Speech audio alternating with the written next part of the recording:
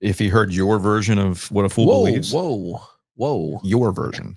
Sang it with me. I did sing it at one point. I actually had one of our listeners, Evan, pass along Michael McDonald's publicist's information. Let's do this. So I don't know if you want to.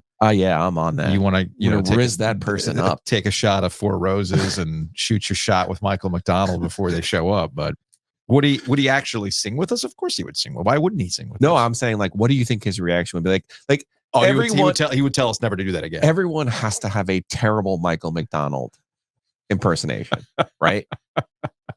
Like, I'm not the first person to have a terrible Michael McDonald impersonation. No, but I feel it in my plums, though. Like, I think he would respect that.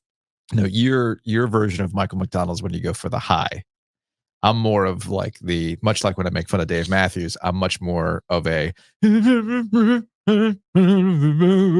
do that part. Right. You like go on your screechy, that's pitchy dog. That's a no for me. Yeah, you on American Idol would not be the move. You think anybody's going to notice my hair changes in the middle of the podcast today? No. But you just told them. I did. No, Leanne's like, they canceled. Do you need a haircut? Yes. So let me stop what I'm doing. We'll go back to this. So let's make this happen. Also, you glossed over an important part there. What's that? You missed yesterday. You're right. I had my days confused. I was supposed to get my haircut yesterday. My bad. But Leanne's the best. And she fit me in today. She is. Let's podcast alongside Joe Giglio. I'm Joe Ovias. Inside Eford Studios, downtown Raleigh. Thanks to Empire Properties and thanks to Copiers Plus. Check them out online at copiers-plus.com. Do you have a Kyocera installation date, Joe? I do. Oh, it's going to be an experience for you. I'm excited. I can't wait for them to put the software on your laptop and you'd be like, wait, now, can you write all this down for me? Because it's going to be a process, man. I'm just telling you. I'm ready. All right. I'm sure Drew and the crew will have a tutorial for me, and I'll be on our way. This will be the true test of Copiers Plus and their customer service with you. Yeah. It's going to be awesome. It's going to be awesome. So again, check them out, copiers-plus.com. Duke in action last night. They were mostly whole until they weren't again. Jeremy Roach comes back from injury, but then he has an ankle issue, and he plays limited minutes in the second half. He missed a good bit of the end of the first half, tried to close it out, tried to give it a go in the second half, did not work out. But they did get Mark Mitchell back, and look at that. Double-double for Mark Mitchell, double-double for Kyle Filipowski. It's almost like they need those two guys on the court to make it work. But the thing about Duke, it's weird. Last year, I was all in on the Blue Devils. You know this. Yeah. I liked their pieces. I liked how on any given night, they didn't need one guy to take over. There could be a Kyle Filipowski night. It could be a Tyrese Proctor night. Hey, Jeremy Roach balled out that night, right? There's all sorts of moving parts once they were whole. So Duke's having the same issue again, where they haven't had a whole lineup for a good portion of the year. And even when you're excited that they have a whole lineup, Jeremy Roach goes out with injury again. But even then, Joe, Duke struggles to put teams away. Duke struggles to stay consistent on the defensive end or on the rebounding end. And they had no business letting Louisville back into that game the way that they did in the second half. And they eventually pulled it out. It was fine. And you and I were talking about this before the show started, in that when you watch Duke play, what is it like watching? They're laboring. Yeah. It doesn't feel like they're having fun. And that's a problem. Mm-hmm. Yeah. Who do we talk about like that last year? That was Carolina last year. Right. We talked about this year in the beginning of the year, too, about how when the worm turns on you, and the worm turned on Duke this year. Now there were expectations. Mm-hmm. And they're not an overwhelmingly athletic team, even with Filipowski and Proctor playing at their best. That they're not. They don't wow you with their athleticism. No, this isn't Corey Maggette taking off from 1 foot inside the foul line over at Cameron, right against Florida. And I was like, what was that? This isn't that Will Avery and the speed and the blur. It's a different team. And I thought last year, John pushed all the right buttons to get them to become ACC champions. This year, it's harder. Expectations are a real thing, no matter who you talk to. It's not fan fiction. It's not, they're a real thing. And even if they're your own, you feel like you have to win every game by a million. Like, I was impressed with Duke last night. Yeah. In terms of taking care of business, in terms of getting their parts back and putting themselves on a path to figure out who they are. To be clear, very similar to last year, we didn't see Duke really turn it on until around this time of the year. And that was really Proctor and Lively. So now the question is, can Proctor get back to what we saw at the end of last year, injuries aside? Yeah. Can Mark Mitchell be that complementary piece to get Cal Filipowski going? And ultimately, at some point, Cal Filipowski has to up his game. Yeah.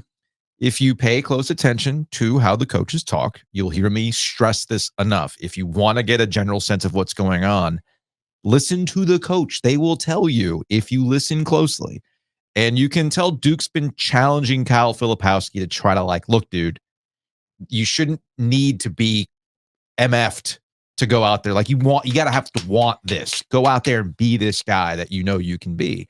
And I was joking about it with guys like Connor and Brendan Marks the other day. And they reminded me of a quote from Jeremy Roach from last year. When Cal Filipowski was kind of having games where he was quiet in the first half and then he would come out in the second half. He's like, yeah, man, had to slap him up a little bit. Let's go. So it's good that Roach is there. Everybody gets it. It's I did not think that in year 2, with a largely veteran group from Duke, we'd be having these kind of conversations about them. Again, there's layers to why Duke is in the current state that they're in. They're in the NCAA tournament. They can still compete for the ACC regular season. They could win the ACC tournament again for all I know. But based on where I'm seeing Carolina come together quickly and have all their pieces together and looking like a complete team, Duke is still struggling to find that rhythm at this point in the year, and that's surprising to me. Well, I mean, Duke did not add a veteran part in the portal. No. And the freshman that they added, it essentially is now Jared McCain. It's a one-man class. Yeah.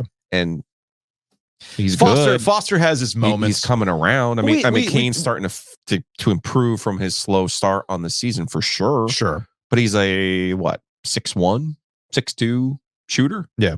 Ultimately, again, not he can jump out of the gym, but he's not the most athletic guy in the history of the world either. Mm-hmm. So this is a team that has to play a very specific way. When you're not ultra talented, as Shire pointed out, I think it was the Pitt game that kind of broke him a little bit. A little bit. You got to defend, and you got to defend every possession like it's the last on earth, and rebounding too. I mean, rebounding was better last night. And we'll talk about just how good or bad Louisville is with Patrick Stevens a little bit later on. We're going to be doing bracketology with Patrick once a week now until because we are in that wonderful time of the year. Sticking with college basketball, let's revisit something from yesterday. Because yesterday was more about, hey, man, RJ Davis was spectacular. Hey, man, North Carolina's a lot of fun to watch. Yeah. And we did address the whole Wake Forest roster versus UNC roster. But we didn't, though. But we didn't. It was we didn't at the same time, right? And I saw you with the yellow pad, and I went, oh, okay. Because you're funny like this. Yeah, it hits me like a day later. Usually. But here's what's funny: the difference between you and me. Yeah, right.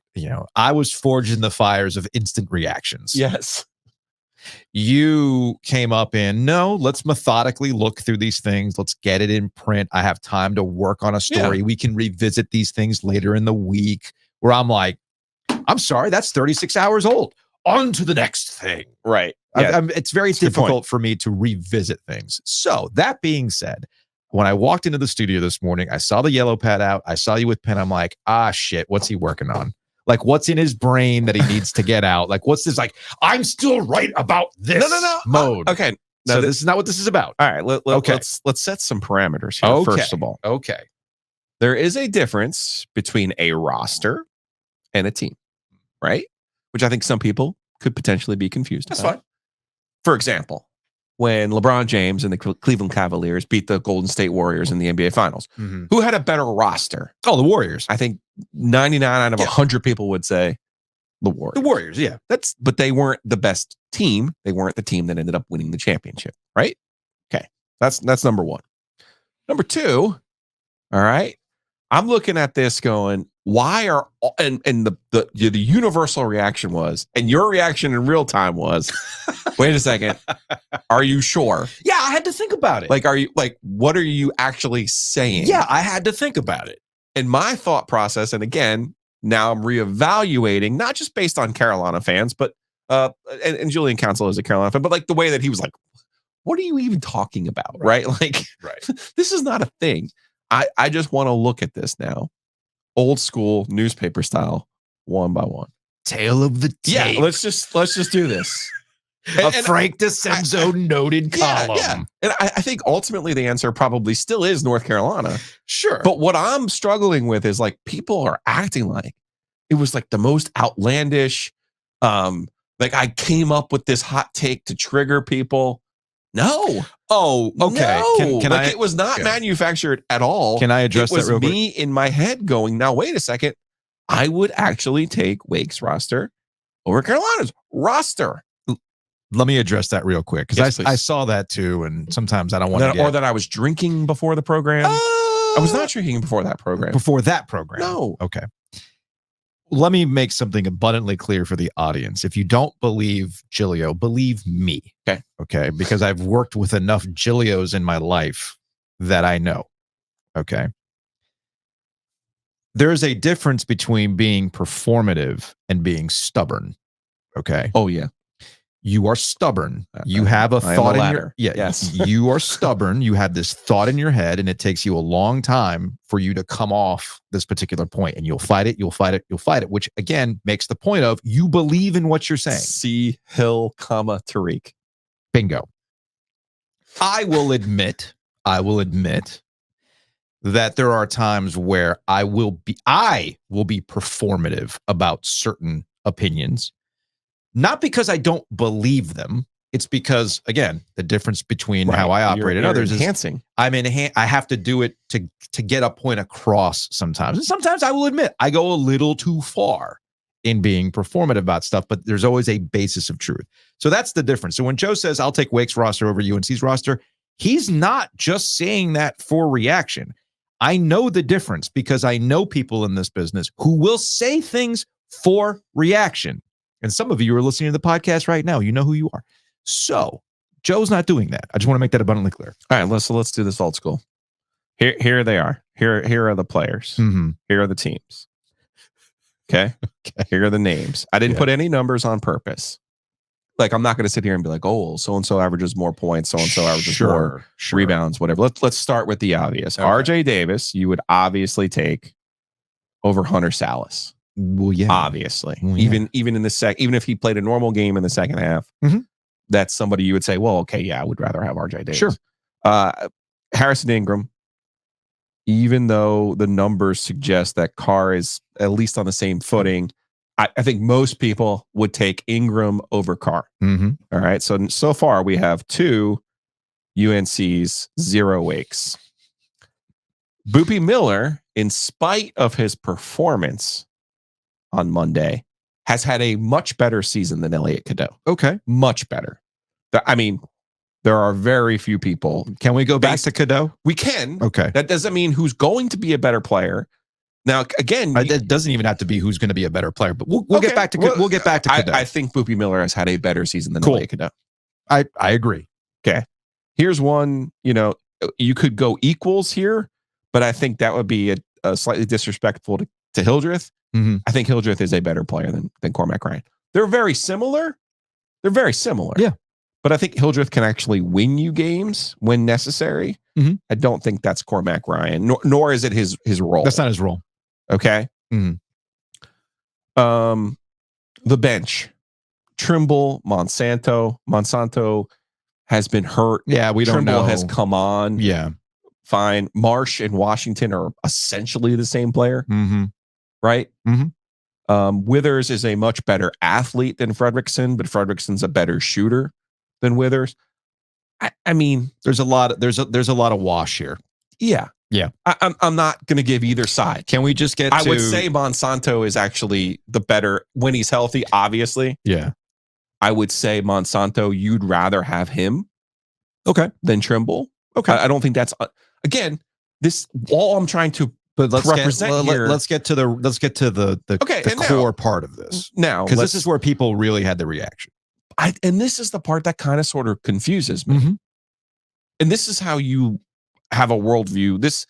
I guess this is a flavor to taste on your worldview of Bacot. Okay. And I will say this. I should not have said that Reed is better than Bacot. I should have said it's a push. Okay. So I'm going to put a push. Even though I know statistically. Efton Reed is the kind of player that gives Armando Bacot traditionally a lot of trouble. So this is Armando doesn't do well with this length. is all I'm going to do. Yeah. I'm just going to make it a push. All Even right. though statistically you would say, oh, Armando Bacot's done this, all these double-doubles, yada, yada, yada. I would just say this. If your view of Armando Bacot is he is an all-timer, he is great, he's an All-American, he's this, he's that.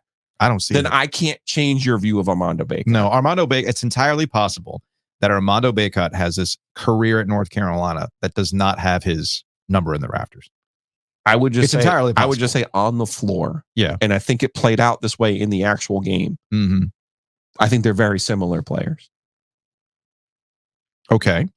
So in totality now, when you look at it, and again, even if you want to give Bacot the advantage, and again, this is on paper and there's a little bit of vibes here. There's a little bit of like, who would you rather have here? Yeah. I just don't think it's like this dramatic, like the reaction to by some people. And I get it. They're colored by being a Carolina fan. They love this team. I get it. They love and after last year in particular. Yeah. But to act like I somehow made it seem like the 2009 Tar Heels were not one of the greatest teams of all time. Like, I mean, that's the part I'm super confused by. A couple things here. I don't know why. And maybe it's Bacot. I don't know why. Maybe it's Bacot. I don't think it's Bacot. Okay. I think you're just confused about your relationship with UNC fans. Again, I'm not. They're my heels. Right. No. There's a long-standing issue here with how you talk about North Carolina and how it's received by North Carolina fans. Okay. And I've been working on that. I get that. I'm proud of that. Wasn't what Monday was. Yeah, but that wasn't what Monday was. But here's the thing, Joe. Anyway. Here's the thing, Joe. You might be working on it. That doesn't mean they're working on it. Fair. Okay. That's fair. Like I was actually talking to I'll call him out. I was talking to Al from Tar Heel Blog. Yeah. I actually saw him at the Louisville game. And he listens to the podcast. And I appreciate that he listens to the podcast, but he's got a buddy of his who refuses, can't stand us. Carolina guy just cannot stand us. Yeah. And he says, yeah, man, I try to have that conversation with him, but like they just can't get over the NCAA stuff. And it's like, okay. But again, that's how people think. It's one thing I learned in this business a long time ago. All it takes is one moment for somebody to form an opinion about you, and they're never going to shake it. You know how long? Like there are people out there that still think of me as I'm 25 years old, not 45 with 2 kids and a mortgage to pay. Right. All right. Like we're more the same than you think, but because they still think of me as, gold sidekick at 24 years old, they can't get past that mindset. So I think what happens here is that they see you saying something about Wake. And a comparison, if I have to pick a roster, I'm going to take Wake. The immediate thing they're going to think of is I was being more complimentary of Wake than really denigrating any part of Carolina. I agree. Other than Bacot. And it actually ties. Like if you're a Bacot stan, I could see how you took that as. But here's okay. Let's talk about Bacot. Bacot is what he is. In year 5, yeah, I would hope we're all square with what he is. Square with what Bacot is, right? And he's actually not having that great of a season. He's not. He's an outstanding rebounder. He is, but even still, you know who's actually been more complimentary in the rebounding than him? Harrison Ingram. And again, I cannot stress this enough. My concern for North Carolina and this will tie us together about rosters and to your point about the Golden State Warriors versus the Cleveland Cavaliers and why this North Carolina team, people are falling in love with it. Why I had arguments with our friend JC Zembel, who was rolling his eyes about these litmus tests that we were looking for North Carolina. The Pitt game. Right. I would just like to point out I'm right about Carolina the whole season. But again, how many times do I have to tell you, Carolina fans don't want to hear shit from you on that. Got it. They just don't want to hear it from you. I got it. They want to hear it from Adam Lucas. Sure. They don't want to hear it from you. Okay. Doesn't it mean more coming from me though? No, because you got to remember that in the world of my standard is higher. In the world of North Carolina, look, there's an entire reason why There's a reason why I ride for Inside Carolina when it comes to Carolina coverage, because Inside Carolina will actually call out issues at UNC rather than super fanning it up. Right. Okay. Or I'm only going to look at the positive, because there's an entire cottage industry out of, all right, Carolina just got embarrassed, but I'm going to tell you where the silver lining is. And there's a Carolina group that will absolutely eat that up. It's different from NC State fans there. We just got blown out by 50 points. All right, it's time to break out all the things that we hate. Okay, it's all in the difference. The flight tracker software. Right, it's all in the difference in the fan bases and how they work. And I think you and I are uniquely positioned, given how long we've done this, to understand the beats of how this all works.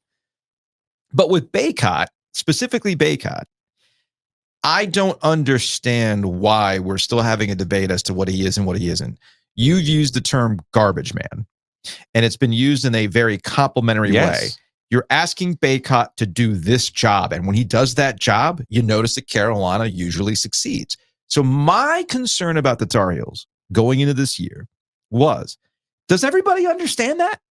Is Bacot coming back because of NIL, racking up stats? I got to be the focal point. Or is Armando Bacot coming back because the NIL makes it more conducive for him to stay, and that's the benefit of NIL? But I want to make sure that my legacy at UNC is actually winning something. Because those are the conversations the coaches.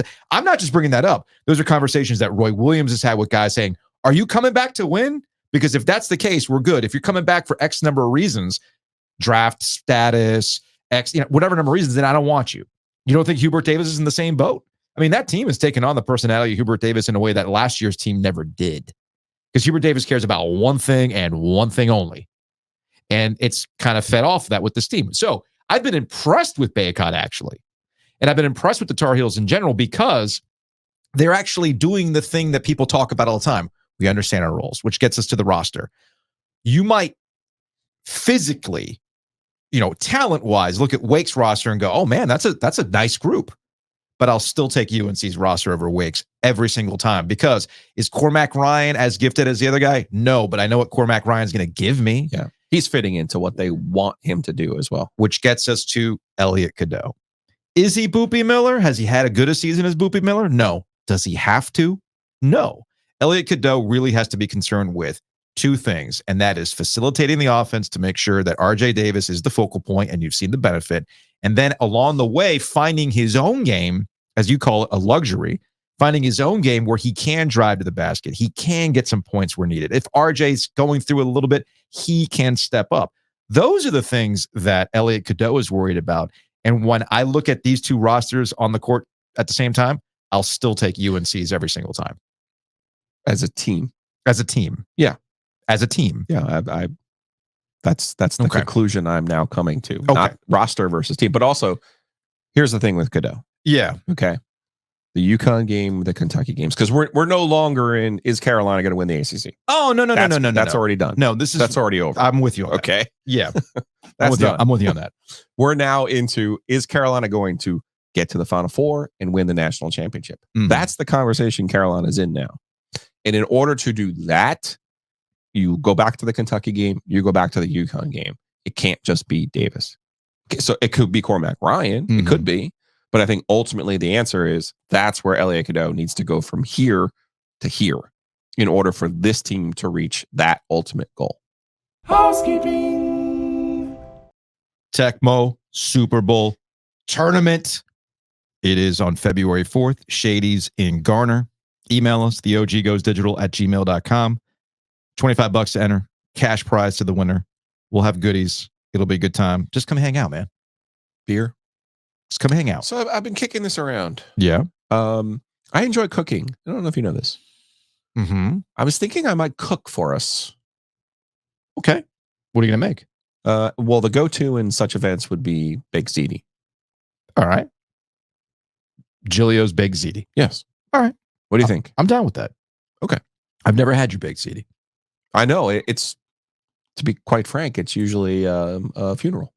Oh, is that what it is? Okay. When you got to when bring you food have for the potluck. When you got no, this is when you got to feed everybody. Yeah. Oh, I see. Yeah, When you're doing I associate that sort of thing when like somebody in the neighborhood is just had a no. This is because there's a recipe that came from some old church recipe book for spaghetti pie. ooh, yeah, no, this is like there's 40 people at your house and you have to feed them. Got it. This would be there's 40 people at Shady's and you have to feed them. All right, make the What do you big think? ziti.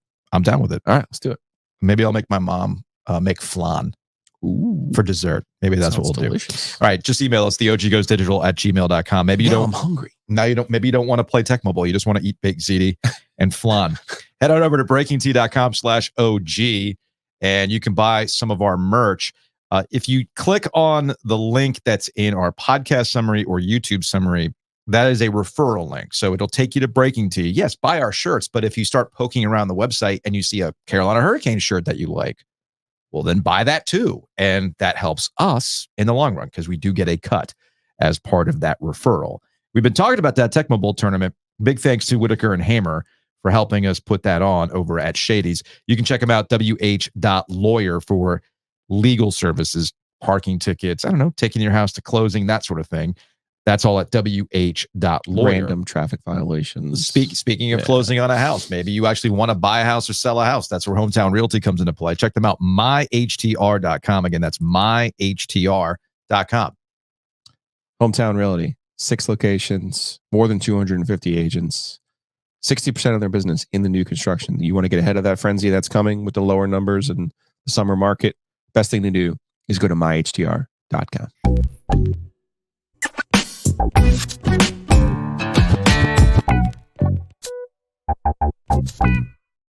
Joining us on the Heister Automotive Group hotline, Charlotte Observer, covers the Carolina Panthers. He is Mike K.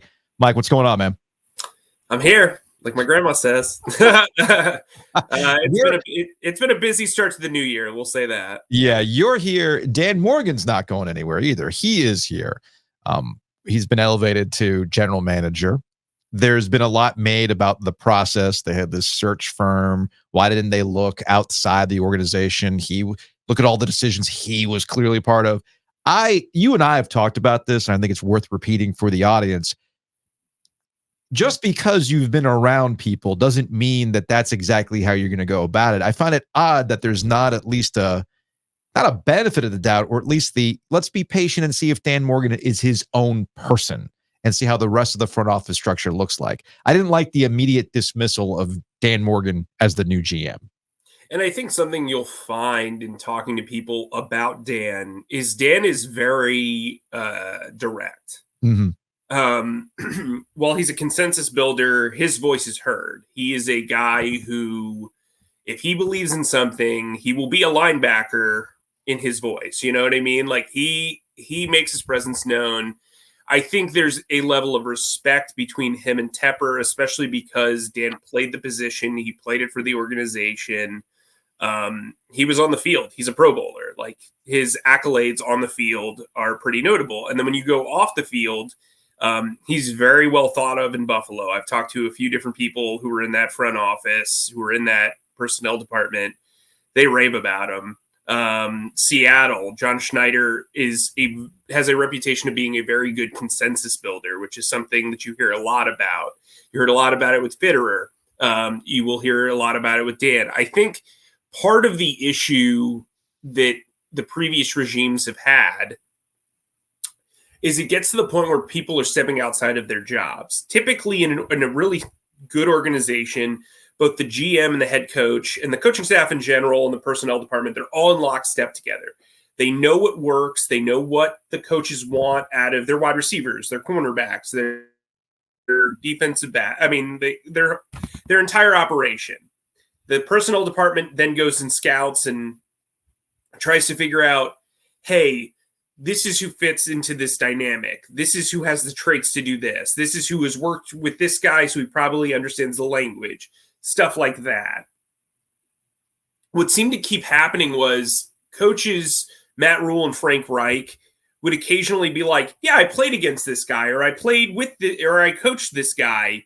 We should look into him. Yeah. And instead of just saying like, hey, let's trust the personnel department to do their job. Here's my recommendation. And now that happens in every front office, Yeah. whatever.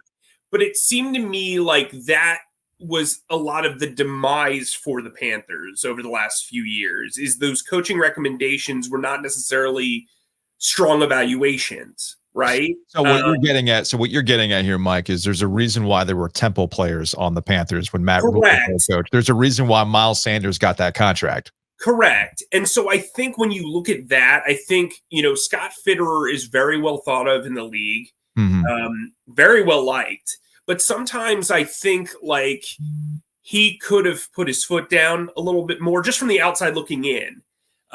Dan Morgan's that guy. Yeah. Dan Morgan's an enforcer. Dan Morgan is a very, very imposing figure in a lot of ways.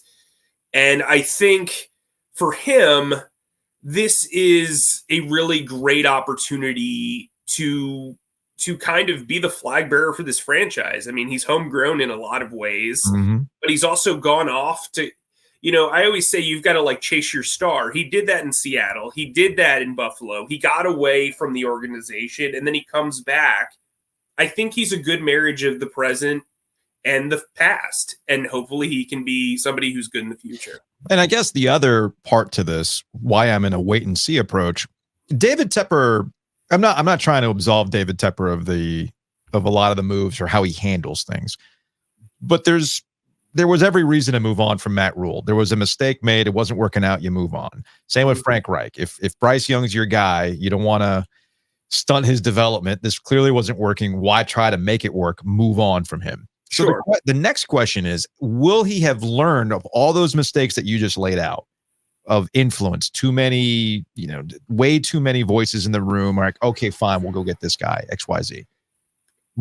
Is he going to learn another lesson with the structure? Is he going to go with Dan Morgan as this player personnel GM, but there's this buffer between Dan Morgan and David Tepper? Not that David Tepper won't have influence, but there's going to be yet another stopgap in this organizational chain like we've seen in other places in the NFL.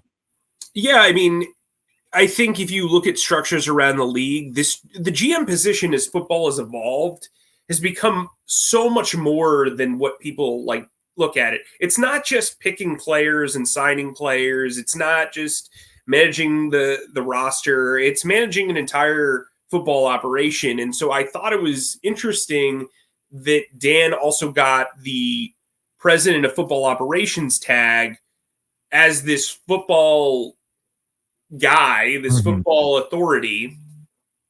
What that signifies to me is that, hey, they need somebody who's in analytics because and numbers and salary cap space, because that's something that Dan's not really familiar with. Samir Suleiman handled the contracts throughout Dan's tenure as assistant GM. He is now gone. They interviewed a ton of calculator commandos, as I call them, trademark. Right. Put it on a shirt, Mike. Put it on a shirt. I think, well, you guys can have the idea and then just, you can put via the brilliant Mike K on there. We'll send you a cut. That's what we'll make. Yeah. So, I think when you look at Baltimore Ravens VP of Football Administration, Nick Mateo, I believe that's how it's pronounced. And then you look at Chiefs President of Football Operations, Brant Tillis. Those are two guys who have league experience. They have labor experience. They understand operations. I think that would be a good tag team partner for someone like Dan, where you would kind of separate the field and be that buffer. I think numbers are David Tepper's language. And in order for David Tepper to kind of understand the front office philosophy, you need somebody who can speak to him on his terms and his level. And I think having an operations manager is a great way of figuring out how to set boundaries within the front office. There are owners who are curious. There are owners who want to have conversations. I just think when you have just a one-on-one setting, that's not good. David Tepper is a very curious guy. He likes having conversations. That's not necessarily a bad thing, but I think sometimes that can lead the impression, or, you know, we've all had a boss who said something that made us second guess ourselves, or, you know, that's human nature. And even if it's unintended, that can happen. I think that's why having an operations manager will kind of help serve as like kind of like a sounding board for both Morgan and Tepper. Mm-hmm. All right. We got a GM. We'll see how the rest of the front office works out, but they need a coach. And the longer this goes on, it becomes abundantly clear who they want. The question is, are they going to get him? You know, Ben Johnson is this person that people are obsessing over, and the Detroit Lions are playing again. It's entirely possible the Detroit Lions will be playing again in another 2 weeks in the Super Bowl. So there's this balance that we see with other openings of how much longer do you wait for others while another perfectly good candidate might get swept up by somebody else. So the new like bylaws or restrictions now kind of put teams looking for head coaches at a disadvantage, because the teams that don't have openings, we're seeing all these offensive coordinators get fired and like jumbled, and that offensive line carousel could be dry by the time you hire somebody if they're working the Super Bowl, right? Mm-hmm. I mean, the guys who make sense for the Panthers who are still coaching right now, you know, the Ravens have Mike McDonald, who is a sensation. Like outside of Evero, I think he might be considered the most, you know, prized defensive mind in football right now. Then you have Todd Monken, who to me should be considered a dark horse. I'm a big fan of the way he runs his offense. He obviously has head coaching experience from his time at Southern Miss. Kind of built up that program from like a nothing squad to winning 9 games his last year. Then he got a couple of OC jobs in the NFL. He's been around the league for a while. He's got a really good, nice balance of college success and pro experience. The stuff he did at Georgia was tremendous. He's been able to work with every type of quarterback. I think that would help. He also knows how to speak to younger players, which I think would be good for Bryce Young, especially a quarterback. And then you look at Ben Johnson, who, you know, by all accounts is still the hottest name out there. I think Washington is laying in wait. I think, you know, that's a very appealing job under new ownership. You know, Harris, you know, from the Philly area, like the Philly jersey, you know, the Devils and the Sixers, he will put his money where his mouth is. He will be dynamic in how he builds stuff. Adam Peters was by and large considered the top executive candidate in this carousel as well. They're doing a lot of interesting stuff there. Also, that team doesn't have a large history of recent winning, and I think the expectations too would be kind of gradual. Plus, you know, Jahan Dotson, Terry McLaurin, pretty decent offensive staff, pretty good defensive staff too of players as well. I think that's a really interesting thing. Now, that said, Carolina's got a lot of money. But what I would say is somebody who is very similarly aged to Ben Johnson and who loves what they're doing. If you fail at your first big bite at the apple at 36 or 38, let's say in 3 years, you still have like another 25 to 30 years of this career left. Do you want to be a career OC, or do you want to go to somewhere where you feel like there's stability and you can coach for 10 years and then maybe you're a career head coach? To me, that would be something that I would seriously weigh. I think it's something that Bobby Slowick should weigh, who I've been extremely impressed by. I would also say, too, the success of McVay's really changed a lot of perceptions, but the success of guys who were 1 or 2 year play callers who then took on head coaching jobs, the success rate isn't terrific because you're giving them like 75% more responsibility. I also think you should try to hire the coach and not like the box that he fits into. He doesn't necessarily need to be a play caller. I know that that's like all in vogue right now. Oh yeah, that's all anybody wants. Yeah, you know, that's all anybody wants. Although there are people who want Jim Harbaugh. There are people who want Mike Vrabel. And there's a Bill Belichick conversation to be had. So we'll close on this. Why hasn't there been a pursuit of Jim Harbaugh? Why has there not been a pursuit of Mike Vrabel? These were hot names there for a bit. Is it because these guys don't have interest in the Carolina Panthers, or the Carolina Panthers want to go about it a different way? There's a sense with Harbaugh always that there's like not an ulterior motive, but there's a sense like, is he just trying to get a better deal at Michigan? That's kind of been the thing the last few years. Now, that's not to say that it's true. It's just something that people are very weary of. I think with Vrabel, I think that Wright kind of showed you that when a guy gets fired, maybe he should take a year off the way Doug Peterson did. Mm-hmm. Because this is exhausting, man, emotionally and just in general. I also think that Vrabel, if he wants a job, he needs to pick the right place for him. I think when you look at what happened in Tennessee, he had 2 reported power struggles. One didn't win the other. If you're Tepper, do you say, hey, like, I already have my linebacker in charge. I don't necessarily need to add to that. You know, I mean, I think butting heads would be a problem because of how strong personality Dan and Mike are. But I do think the fan base from the outside looking in is not wrong to want either one of those guys. I mean, Harbaugh wins pretty much everywhere he goes. He's a dynamic personality. I think that Harbaugh wouldn't have the control he would have had in other spots. I mean, I'm pretty sure he would have want his own GM. Yeah. Like a handpicked GM, and that just wasn't going to jibe with what Morgan brings. What I will say is the Panthers have apparently been open to a defensive head coach. Raheem Morris obviously has experience on both sides of the ball. He's reportedly interviewing, today. Dave Canales is a guy who was one of those one-year coordinators, but worked with Morgan in Seattle. He's got kind of Nick Sirianni vibes,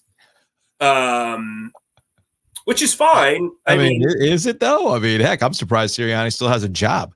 Yeah, I mean, look, I covered him his first year and a half there, and I think he is a good despite the way it's looked, I think he's a good program builder. I don't know if it goes beyond that. And so that's you got to get the coordinators right if that's what you're going to do. And we saw it play out in Philly and why that season fell apart the way that they did. I mean, when you got to elevate Matt Patricia, I mean, that's just, I'm sorry, but at that point the white flag has gone up. Well, people give pushback to the Panthers not showing interest in Bill Belichick. Well, guess what? Well, guess what, pals?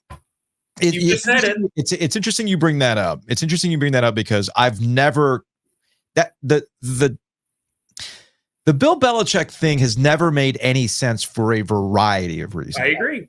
And I think people need to be asking the question specifically to Bill Belichick, will he actually get a job in this hiring cycle? Because it has to be the right fit, the absolute right fit. Maybe that right fit is Buffalo. Maybe that right fit could be Philadelphia. I mean, it's not like Atlanta doesn't have playmakers, right?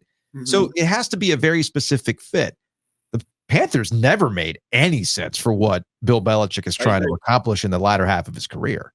Well, Belichick's older than Tepper, and Tepper says that he wants somebody to speak at his funeral. So I don't think that would be, for one, that doesn't check that. Yeah, there's that, and then there's just the roster construction. Like, there's a lot, as you like to point out, the Panthers are dealing with compounded mistakes. Mm-hmm. And Bill Belichick is not here trying to undo these compounded mistakes. Bill Belichick is trying to take the Tom Brady route of, what's the ideal place for me to accomplish what I want to accomplish before I get out of here? And the Panthers ain't it. He's got like a 2 to 3 year window. Yep. And he can break the all-time wins record if he goes to the right place. Atlanta is appealing because the division's so bad. To me, if I were him, I'd want to go to, if I was only concerned about the wins thing, I'd want to go to the Chargers. Mm-hmm.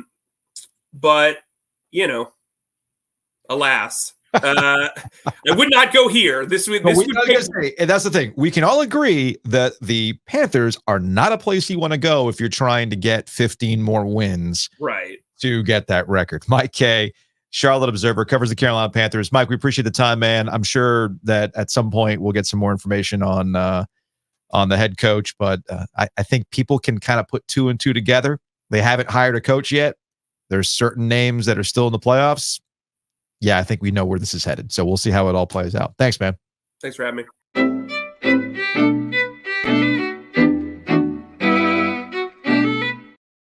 Big thanks to Mike K for hanging out with us here on Ovias and Giglio. And big thanks to Mosquito Authority. Check them out online, Mosquito Authority, Pest Authority, bugsbite.com. Start the bundle process now. No contracts, so you can start taking care of your indoor needs, your house needs, but also start thinking about the summertime and bundling and saving with their packages for this upcoming year where you can enjoy your patio in the summer. Yeah, bugsbite.com. Get rid of those bugs outside the house, get rid of the ants inside the house. Maybe you got mice downstairs. Maybe they're in the attic. Moisture under the house. Mm-hmm. Seriously, we talk all the time about saving money and protecting your number one investment, which is your home. Mm-hmm. Go to bugsbite.com, enter your zip code. You'll see all kinds of ways to save and bundle because my man, Hayes Lancaster, does not believe in contracts, but he does believe in saving you money. Had a dentist appointment yesterday in Cary. Went to the McDee's through, went to the Taj Mahbreeze through, and filled up on gas. Went in, got some water. In fact, I it was a water deal, by the way. It was 2 of these Life Waters for like $4. I'm like, I'm gonna pick it up. Then I bought lottery tickets. Did you win? I have not done. The kids like the scratch offs, so I bought some scratch offs, and I'm gonna give them to the kids. But yeah, I went to that Breeze Through in Cary. You can go to Breeze Through, get all lottery tickets, water, gas, coffee, all that stuff. It's all at Breeze Through. And big thanks to Butcher's Market. Next week, not this Thursday for the live show, but next Thursday for the live show, we will be at the Butcher's Market on Lake Boone. It'll be a fun time, Joe. Lake Boone Shopping Center, February 1st. Come see us. Are you gonna eat live on the show? Yeah, absolutely. Steak and cheese live on the show. No How doubt. many of the stuffed grape leaves can I consume in a show? Can I do an entire tub of their buffalo chicken dip? Wait, that would be very radio-y of us to have some sort of eating contest. Yes, let's go. I want to do this. I'm excited about this.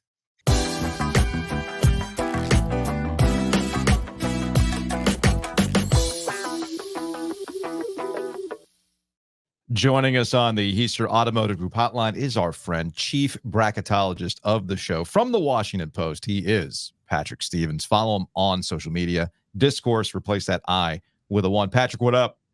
Joe, happy to join you in your new home. Thank you. I'm looking forward to bitching and moaning about the net over the next couple of weeks. In fact, isn't that what we should rename bracketology? We should It really is at this point. I actually wrote about it a little bit this week. That there's basically like 2 ways to kind of game the net, right? There's the go play a good schedule and win some games, which is pretty much the definition of being a good team. And then there's wind up in a league where everybody goes out and plays a bad schedule and beats up on everybody. And then off you go. Basically, this is essentially the Big 12 method, where 8 of the 14 teams in the league have a non-conference strength of schedule ranked in the bottom 100.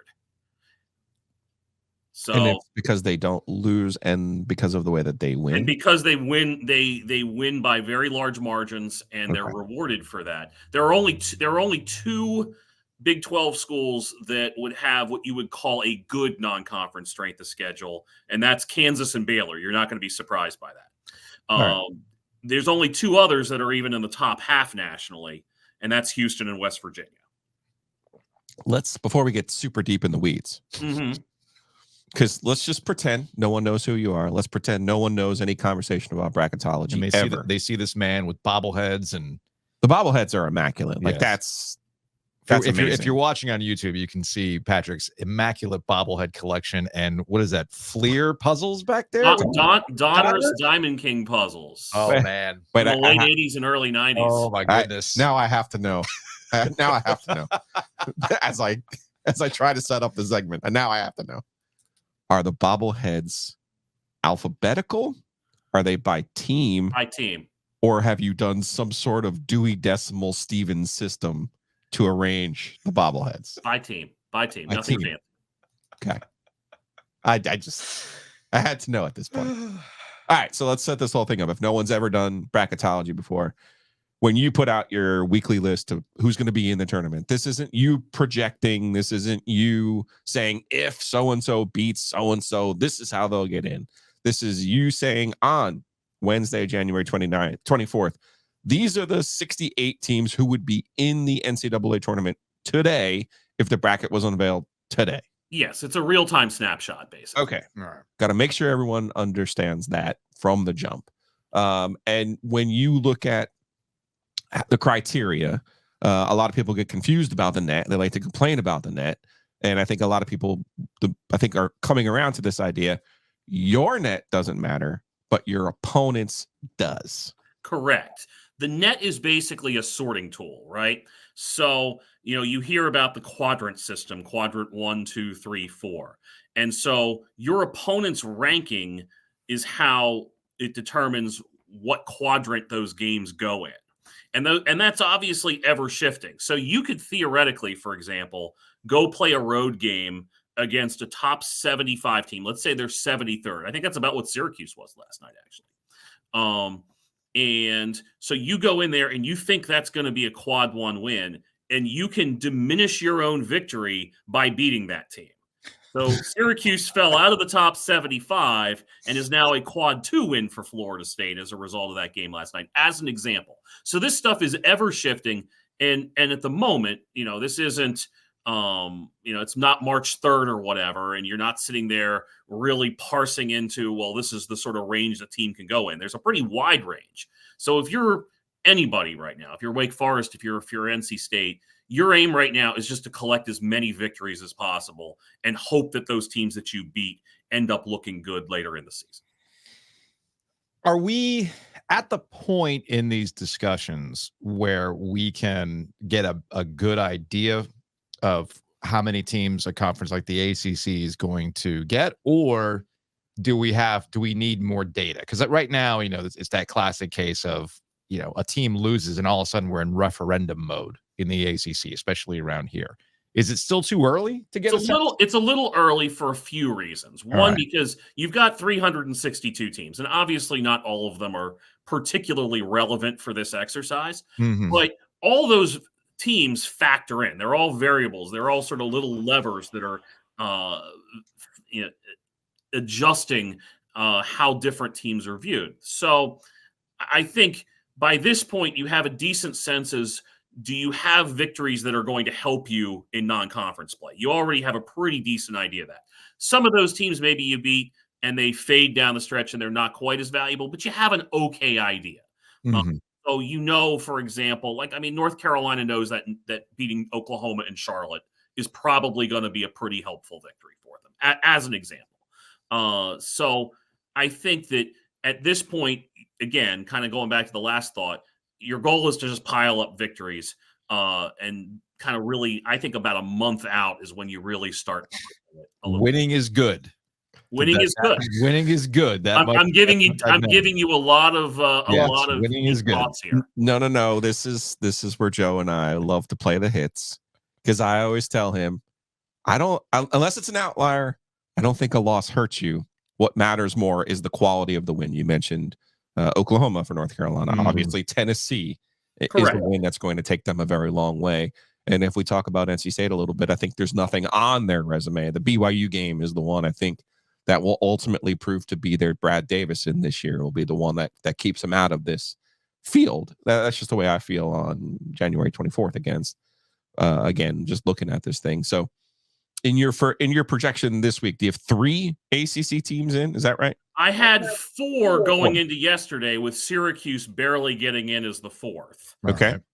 So if I were to redo that today, Syracuse probably isn't in there. But having said that, among the next 4 teams out are Wake and Virginia. So we're not exactly talking about a situation where it's a long shot for anybody else to get into the field out of the ACC. And by the way, NC State isn't that far off. And all of a sudden, Pitt, after winning at Duke, isn't that far off. And suddenly we have to start thinking about Virginia Tech a little bit, because they're not that far off. And also lurking back there, you mentioned a disqualifying loss. Like Miami took a disqualifying loss at home against Louisville.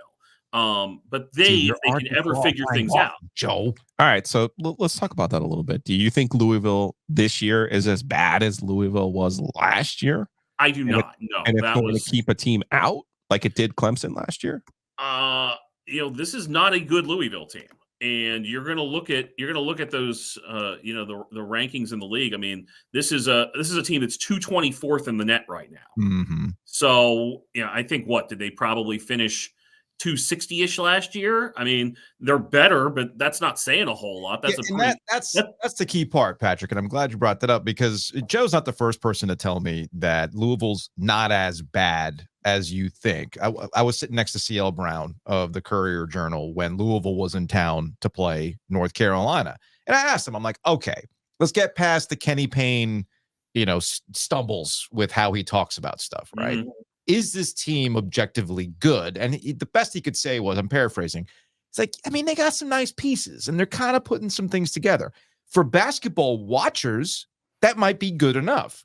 But the numbers are the numbers. And right now, Louisville still is a bad loss on your resume. I really don't know how else to put it. And as you said, they're not demonstratively better numbers-wise to get over that hump right now if you lose to them. Yeah, there's just simply, at the end of the day, let me give me a second here to bring up the entire rankings of where Louisville's at. Just to sort of give you a comparison as to what sort of company Louisville is keeping at this point. Okay? Good stuff. All right. Louisville right now ranks between Canisius, which is 6-11 against D1 teams, and Cal State Fullerton, which is 7-10. That's the Gotman's old stomping grounds. No. Different. Northridge. Cal State Northridge there. Northridge, my bad. I get my Cal States confused. Excuse me. Sorry about that. So, okay, they're bad. I mean, straight up. If you want to argue from an aesthetic perspective that this isn't as bad as last year, you're 100% right. Sure. Because that team last year doesn't go to Miami and win. Mm-hmm. They're just not going to do it. Okay. But the numbers say that this is not the sort of team you should be losing to. And frankly, the numbers say Notre Dame's a team you shouldn't be losing to either. So we can understand that the bottom half of the ACC isn't good and you cannot afford to lose to those teams. But this is true of every conference. So this gets to the other main talking point this time of the year. And it's been this case the last couple of years. The ACC cannot seem to change its perception problem. It just can't.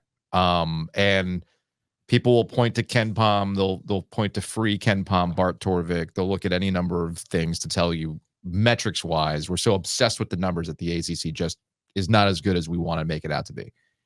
So how do they change that? I mean, is it as simple as just scheduling different? It can't just be, well, go out and win the good games. I mean, they're scheduling the games, so you got to give them that credit. So how do they change this perception? You got to win more games. I mean, there's not really a secret sauce here. Yeah. There is a little bit in the sense, and we talked about it earlier, where winning by a lot is better than winning by one. Yeah. I mean, and that's, I think, and people that want to point this out are perfectly fair in saying this.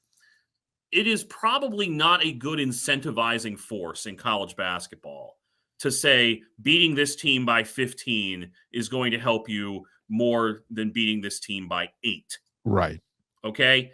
Like, is it good that you're playing a non-conference game against a team that's on its way to finishing 11-20 and you're going to make sure you pad that lead at the end? Is that good?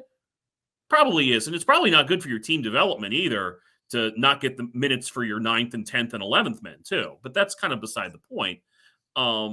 So I think that ultimately you have to just win more games. I mean, you mentioned NC State earlier and you asked the question, like, what did NC State do in non-conference play? And the answer is they beat Vanderbilt, which they probably thought was going to be better than that. And they beat a St. Louis team that's down. So there's certainly an attempt there in both of those games, scheduling wise, but at the same time, just not games that are going to help you a whole lot. You look at a Virginia Tech, they actually did go out and win a couple games. They beat Boise State and Iowa State down in Orlando in November. They're actually not a great case for this, but take a Syracuse, for example. They beat LSU, which is kind of a middling SEC team right now at home, and they got Oregon on a neutral court, and that's about all they have. And so some of this comes down to, can you go out and pick up 2 or 3 decent victories in non-conference play. And there's a lot of teams in the league that simply did not do that. I mean, Miami has some okay wins, Central Florida, Kansas State on a neutral court, Georgia. But that's still there's just not a lot of upper tier heft. And some of that simply comes down to, now you're at 20 league games and suddenly you don't want to play as many dangerous games in non-conference play. And obviously you're not going backwards on the number of conference games at all. So let's not pretend that's going to happen. If anything, it's going to go up. What if the ACC played all their conference games in November and December and January, and then started playing some non-conference games in February? And which leagues are they going to play?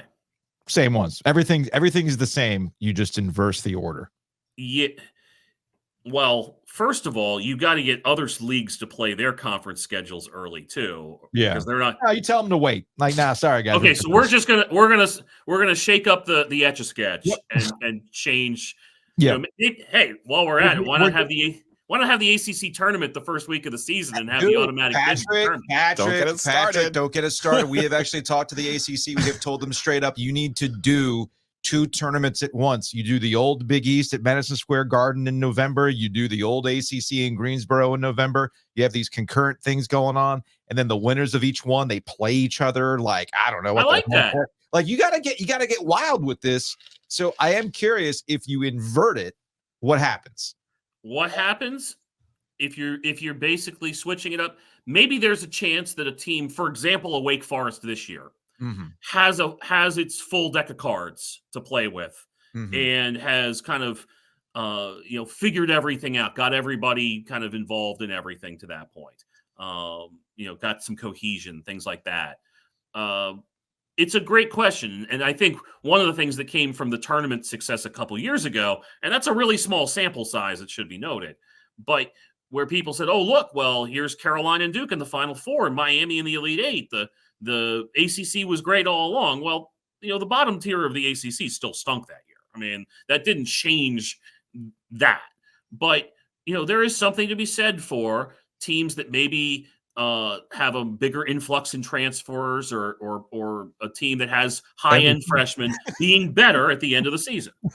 Yeah, than it is in November. That's every team at this point. That's every team. It's college basketball now. Unfortunately, right? All right, Patrick. We got anything else for Patrick? Do we need a tour of the bobbleheads before we go? No, I think we're good. All right. We're gonna have continuous themes here on our weekly visits. Yeah. Of good losses and bad wins. I feel like we need sounders. What matters? What doesn't matter? Yeah. Conference record does not matter. Your net does not matter. So we'll see. We'll see how this thing shakes. Either that, or every time those things are mentioned, we put money in a jar. And then when we see Patrick in DC for the ACC tournament, we give it to him. Maybe that's what we do. All right, I like it. All right, Patrick. We'll talk to you later, man. Thanks so much.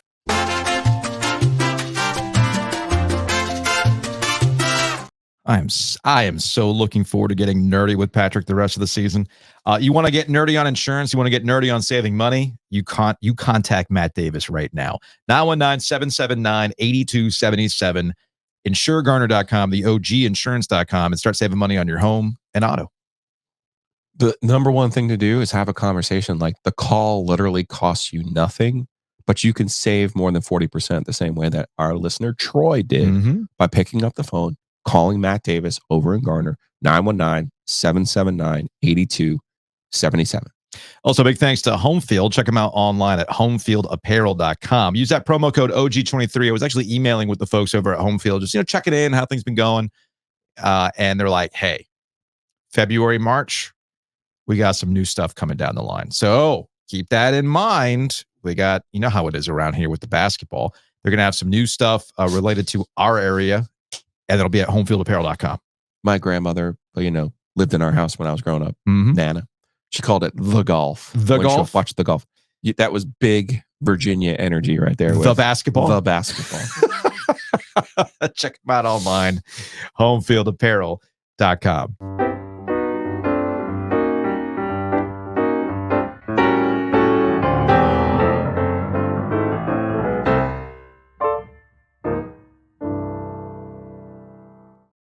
All right, let's get out of here on some Hey Joe questions. Did it for you, Joe. You know I love it when you do that. Did it for you. It is a Wednesday, so they're open. Very excited about that. You know what else is open, Joe? Well, I mean, March does not count for Mobile, today, sir. mobile sports wagering is open, sir, on March 11th. Looks like the vote finally went through, and you can start making legal mobile sports bets in North Carolina, starting ahead of the ahead of the ACC tournament, going into the NCAA tournament. If I read the release from the Gaming Commission correctly, on March 1st, you can start funding your accounts, as if you don't already have funds in accounts. Yeah. Well, I do not have a Fanatics account, which I will get. So you're not happy about this? It's happening. Right, but it needed to be like last week. Why? Because, man, what's the Bojangles in Virginia going to do without your business? Or the McDonald's, depending on your mood. Yeah, no, depending on how the result goes. That's why I said depending on your mood. I'll miss making a run. We'll say that. I will say that. Also, how much more do I have to worry about your distraction level? Starting during the show? Starting March 11th. No, not during the show. Okay. No. Are you like, so when this happens, I'm sure you can find something during the show. See, now I just saw it. The wheel started turning. You're like, wait a minute. If I could find that Filipino basketball. Well, I've been, in watching the Carolina Hurricanes, Bally has been promoting the British Basketball League. They got to be playing around the time that we're recording based on the time difference, right? BBL. I'll have to look into this. Oh, boy. Jeez. I will. Don't. No. Let's not do that. Anyway, this is very much cool. We get mobile sports wagering.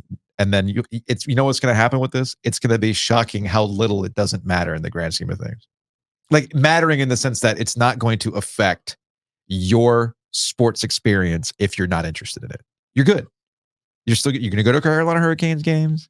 You're going to enjoy it. You're going to get way more advertisements. That's for sure. Yeah. But in no way, shape, or form is it really going to change your overall experience. But for people like Giglio, you're saying the collective you. But for people like you, here's the other question. Well, I feel like I converted you on this trip to sort of, kind of. But here's my question, because it was super easy. Here's my question, because as it's easy as it is, am I going to be allowed to do it on the 5th floor of PNC Arena? If you see me on my phone at Cameron Indoor Stadium, when you're watching on television, and you see me in my little seat there on the floor, and you see me on my phone, are you going to wonder, wait, is Ovius tweeting something? Or is he on the live line right now? It feels like that's where you get the burner action. Maybe. Like, who's going to be which media member is going to be the brazen media member that's just straight up gambling on the press row? You? I mean, can you? Not on that game. What's stopping you from making a bet on that game while you're there? Oh, well, when you're covering it, I mean, you're actually doing work. But what if the old way? What if you position as you're doing work for the audience by saying, hey, could be what I'm watching right now, I'm telling you to hammer the over in the second half or something. I don't know.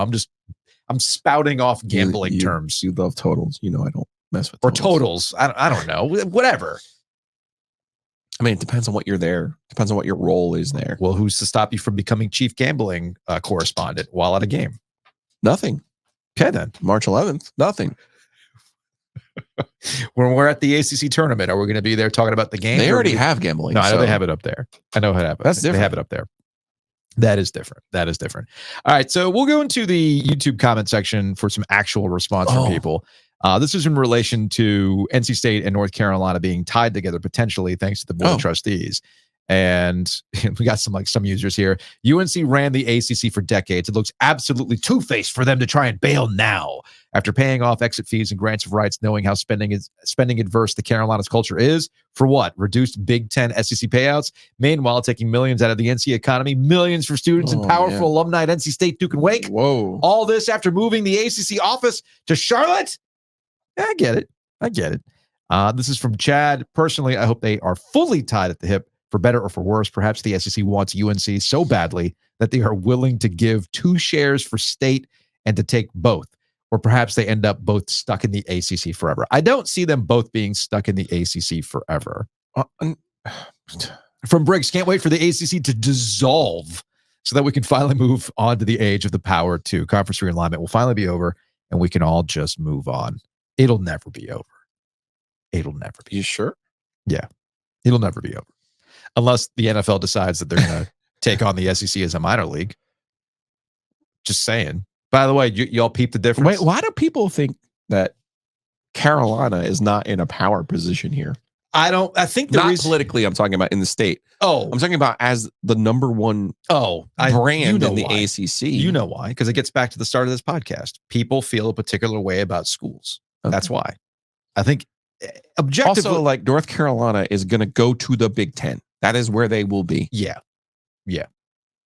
So I'm so confused over, like, again, maybe this is how some people look at it and go, well, why would you take the Wake roster? Right. The same thing. Why would you take North Why Carolina would you think when North Carolina is going to the SEC? When look at what App State has to offer, Joe. You know I love App State. I know you do. You know I love ECU. All right, that's going to wrap it up. We are live tomorrow, Sleek Fleet OG Live. It's going to be a jam-packed, star-studded show. Lauren Brownlow is going to hang out. Brooke Pryor in studio. Wes Durham is going to drop on by. So check us out, 2:00 on YouTube with the podcast to follow.